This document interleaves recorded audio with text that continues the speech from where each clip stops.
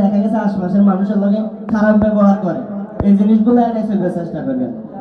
এই যে আমার টিম মেম্বার যেগুলো দেখেন না, এগুলো খালি কন্টেন্ট ক্রিয়েশন করে, ব্যাপারটা এমন না।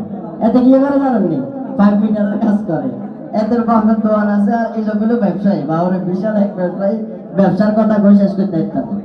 তো যারা যারা কন্টেন্ট ক্রিয়েশন করে ইনকাম করবে চিন্তা ভাবনা করেন, যাই এই ইনকাম দিয়ে সারা জীবন চলে যাবে, এটা হলো সম্পূর্ণ ভুল একটা সিদ্ধান্ত।